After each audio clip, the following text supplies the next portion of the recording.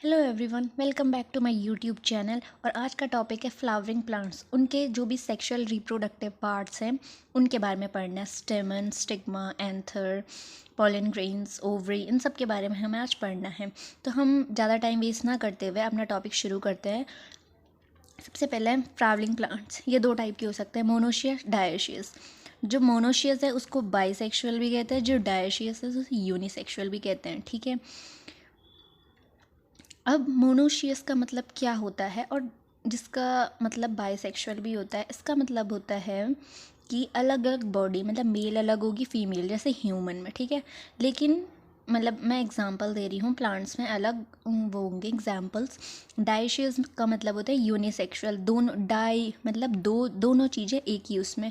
और इस लैंग्वेज में अगर हम पढ़ना चाहें यूनिसेक्सुअल और बाइसेक्सुअल की लैंग्वेज में, यूनिसेक्सुअल मतलब एक ही बॉडी में दोनों सेक्सेस प्रेजेंट है, यूनिसेक्सुअल। ठीक है, और जो बाइसेक्सुअल और मोनोसियस मतलब डिफरेंट बॉडीज़ में प्रेजेंट होते हैं, मेल एंड फीमेल। मतलब जो फ्लावरिंग प्लांट है उनमें जो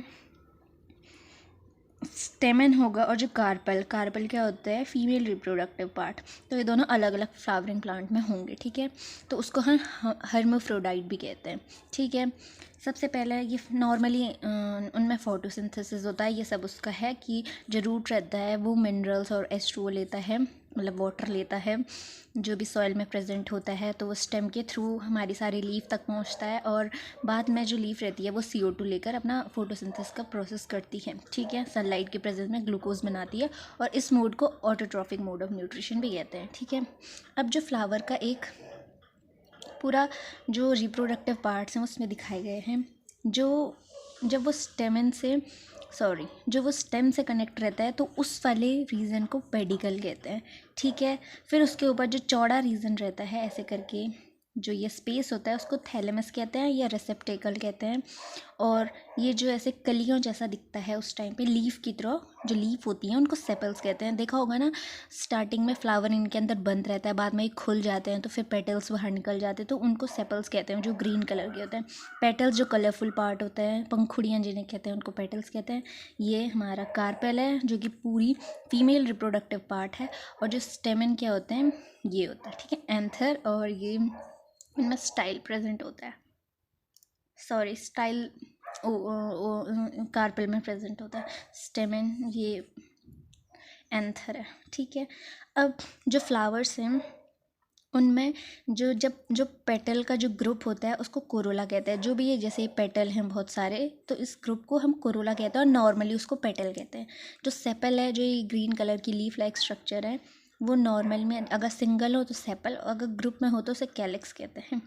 कार्पल जो कि फीमेल पार्ट है, उसको अगर वो ग्रुप में, अगर एक ही फ्लावर में काफ़ी सारी हैं तो उसे गायनोशियम कहते हैं। और अगर स्टेमन जैसे ग्रुप में बहुत सारे हैं तो उसको एंड्रोशियम कहते हैं। ठीक है, अब फ्लावर में भी सेम, जैसे ह्यूमन में न्यू बॉडी बनाने के लिए मेल और फीमेल गैमेट को फ्यूज़ करना होता है और जाइगोट बनता है, वैसे ही फ्लावरिंग प्लांट में भी मेल और फीमेल, चाहे वो फ्लावरिंग हो नॉन फ्लावरिंग हो, सब में प्लांट बॉडी को बनाने के लिए मेल और फीमेल गैमेट को फर्टिलाइज करके जाइगोट में कन्वर्ट होके प्लांट बॉडी बनती है। नहीं, अब ये स्टेमन का एक नॉर्मली जो एंथर है उसका एक नॉर्मली हल्का फुल्का ऊपर ही ऊपर स्ट्रक्चर है। इसके बाद हम TS ऑफ एंथर भी देखेंगे।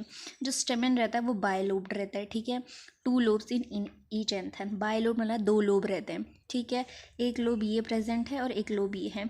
उसके बाद जो ये लोब हैं वो भी 2 पार्ट्स में डिवाइड रहते हैं, उनको थीका कहते हैं। तो एक एंथर में कितने, एक एंथर क्या है, बायलोब भी है और उसमें 4 थीका प्रेजेंट है। ठीक है, ये थीका प्रेजेंट है, ऐसे बीच में जैसे गेहूं में रहता है ना, ऐसे बीच में लाइन रहती है, तो वैसे ही एंथर में भी ऐसे बायलोब रहते हैं, 2 लोब रहते हैं, 2 लोब ऐसे अटैच रहते हैं और उनके बीच में लाइंस रहती है जो कि वो अलग हो सकते हैं, और वो हर एक पार्ट को फिर थीका कहते हैं, जिसमें वो 4 थीका हो जाते हैं। ठीक है, ये थैलस पार्ट है, या फिर कभी कभी जो ये एंथर रहता है, जो उसका फिलामेंट रहता है, वो कभी कभी पेटल से भी जुड़ा रहता है, पंखुड़ियों से, और या फिर थैलस से, जो हमने अभी पीछे देखा था, जिसे रिसेप्टैकल भी कहते हैं। जो थैलस से जो पार्ट जुड़ा रहता है फिलामेंट का, फिलामेंट एक लॉन्ग ट्यूब है जो एंथर को जोड़ती है, तो जो थैलेमस से जुड़ा रहता है उसको प्रॉक्सिमल पार्ट कहते हैं, और जो एंथर से अटैच रहता है उसको डिस्टल पार्ट कहते हैं। ठीक है, उस फिलामेंट को। एंथर क्या है, bilobed anther with 4 theca, dithecous मतलब एक लोब में 2 थीका, डाइथीकस एवरी लोब, ठीक है, एक लोब में 2 थीका। अब ये हम क्रॉस सेक्शन करेंगे अगर उसका, तो ऐसे करके हमें एंथर दिखेगा। ये एक लोब है, ये दूसरा लोब है, ठीक है, और वो दो उसमें 4 थीका प्रेजेंट है, 2 थीका में डिवाइड है। और ये इन जो ये रहते हैं उनके अंदर ऐसे स्ट्रक्चर मिलते हैं, ठीक है, जो थीका रहते हैं, इन्हीं के अंदर स्पोर्स पॉलन ग्रेन्स बनते हैं, ठीक है। और इस स्ट्रक्चर को क्या कहते हैं, माइक्रोस्पोरेंजिया, जिसे हम पॉलन सैक भी कहते हैं। सैक मतलब बोरा, जिसमें पॉलन ग्रेन्स रहते हैं, प्रेजेंट रहते हैं। बाद में ये ब्रस्ट होकर पॉलन ग्रेन्स स्टिग्मा तक पहुंच जाता है और फिर फर्टिलाइजेशन की प्रोसेस होती है। अब फीमेल जो पार्ट है उसको कार्पल कहते हैं, फीमेल, या पिस्टल भी कहते हैं, ठीक है। ये ऐसे घड़े की तरह रहता है। ये नीचे जो ये ब्रॉड पोर्शन है उसको ओवरी कहते हैं, ये जो पतला वाला पोर्शन है, और जो ये पतली ट्यूब लाइक स्ट्रक्चर होती है उसको स्टाइल कहते हैं। और सबसे ऊपर जहाँ पे पॉलन ग्रेन्स गिरते हैं, चाहे वो विंड के, वाटर के, इंसेक्ट के, किसी के भी द्वारा गिरे, उसको स्टिग्मा कहते हैं, जो कि क्या होता है, हल्का स्टिकी होता है ताकि वो पॉलन ग्रेन्स को वहाँ से हटने ना दे, ठीक है। अब ओवरी के अंदर का पोर्शन, यहाँ पे बॉटम में प्लेसेंटा प्रेजेंट होता है, जिससे ओव्यूल कनेक्ट रहता है, और ओव्यूल के अंदर क्या रहता है, फीमेल गैमेट रहता है, ठीक है। इस सब को हम अभी डिटेल में पढ़ेंगे, अभी आप ये स्ट्रक्चर ऐसे ही याद कर लें। अब जो गाइनोशियम रहते हैं, जो कि हम क्या कहते हैं, ग्रुप ऑफ कार्पल्स, गाइनोशियम, ठीक है, ग्रुप ऑफ कार्पल्स। ये मोनोकार्पलरी भी होता है, मल्टी भी होता है। मोनो मतलब एक कार्पल, नॉर्मली ये जो पूरा स्ट्रक्चर है एक कार्पल, मोर देन, और मल्टी मतलब मोर देन वन, बहुत सारे ओवरी मिलकर एक फ्लावर में बहुत सारे ओवरी प्रेजेंट होंगे, ठीक है। अब जो मल्टी कार्पेलरी है वो भी 2 टाइप के होते हैं, फ्यूज्ड और नॉन फ्यूज्ड। जो फ्यूज्ड है उसको सिनकार्पस कहते हैं, और जो नॉट फ्यूज्ड है उसे एपोकार्पस कहते हैं। मतलब जैसे कोई चीज़ होती है उसका हम नॉर्मली नाम लेते हैं, और उसके बाद अगर जो उसका अपोजिट हो तो मतलब वो नहीं, जैसे प्रेजेंट और एब्सेंट, एब्सेंट मतलब नहीं, तो ए लग जाता है ना बहुत चीज़ों में, आपने देखा होगा। तो वैसे नॉट फ्यूज, अगर फ्यूज़ नहीं होगा तो एपोकार्पस, ठीक है। अब है टीएस ऑफ एंथर, ये हम नेक्स्ट वीडियो में करेंगे क्योंकि वीडियो थोड़ी लॉन्ग हो जाएगी। तो हम टीएस ऑफ एंथर और जो भी पॉलन ग्रेन्स का जर्मिनेशन है वो कैसे होता है, हम ये सब नेक्स्ट वीडियो में करेंगे। तब तक के लिए thanks, have a good day. और अगर आपको वीडियो अच्छी और हेल्पफुल लगी हो तो ज़रूर लाइक करें। थैंक्स।